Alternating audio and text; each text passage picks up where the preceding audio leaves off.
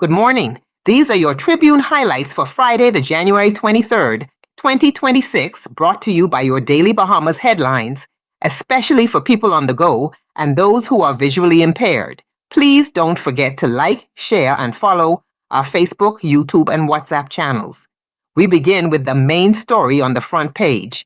PLP Chairman and Fox Hill MP Fred Mitchell says he does not expect to campaign again for the position of party chairman, indicating his focus is now firmly on being re-elected in Fox Hill. Mr. Mitchell said he believes he has one major campaign left, and that is his constituency race. His comments come as both major political parties consider their options ahead of the next general election, including whether to hold pre-election conventions and how to manage internal leadership matters. Staying with politics, Prime Minister Philip Davis has called for unity as the PLP ratified a second slate of candidates. Addressing party supporters, Mr. Davis urged members not to be discouraged if their preferred candidates were not selected, stressing loyalty, party discipline, and the national interest. 15 candidates were ratified, including incumbents and newcomers, as the party continues to prepare for the election ahead. Another major front-page story sees the Davis administration defending its record after a U.S. lawyer described systemic corruption in the Bahamas. The government reaffirmed its zero-tolerance stance, pointing to reforms, stronger oversight, and cooperation with international partners. Opposition leader Michael Pintard said the issue underscores the need to remove bad actors and strengthen investigative oversight.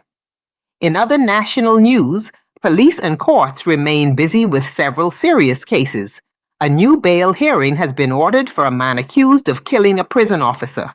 2 men, including a Defense Force Marine, have been charged in connection with a shooting and robbery in Carmichael. Another officer has denied allegations of beating a suspect during an attempted murder investigation.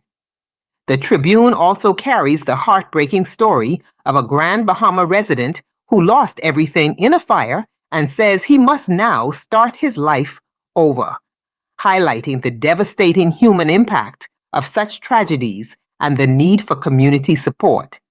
Turning to health and infrastructure, officials say the long-awaited Palmetto Point Medical Facility in Eleuthera is now on track for completion in 2026, which should significantly improve access to health care. At the same time, Princess Margaret Hospital's Accident and Emergency Department is nearing full occupancy, renewing concerns about capacity and pressure on public hospitals.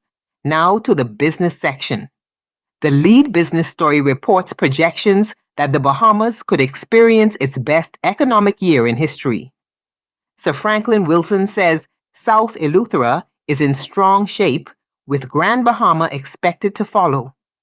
He encouraged Bahamians to address personal debt and financial discipline and urged those living overseas to consider returning home. Another business headline notes that a $30 million government subdivision will barely dent the country's estimated 12,000-unit housing shortage, raising questions about housing scale and long-term planning. Agricultural stakeholders also warn that VAT cuts on food must be carefully managed to avoid harming food security. The central bank says 2026 will be a crucial year for the financial services sector, as the Bahamas prepares for important international financial crime assessments. Other business stories include companies revamping staff benefits, Family Guardian's financial strength rating being reaffirmed, a new distribution hub expected to create jobs, and guidance on the FDA's review of new nicotine product advertising. In today's editorial, the Tribune uses infection as an analogy for corruption and institutional decay, warning that problems ignored will spread and become harder to address. The paper calls for urgency, accountability, and decisive action rather than delay or denial. In the letters to the editor, contributors discuss economic truth, governance, and diplomacy, urging honesty, transparency, and public vigilance in national affairs. Those are your Tribune highlights for today. For the full stories and additional coverage, please purchase a copy of the Tribune to read the full and additional stories in today's edition. We leave you with this quote: "Staying informed is not just a right, it is a responsibility."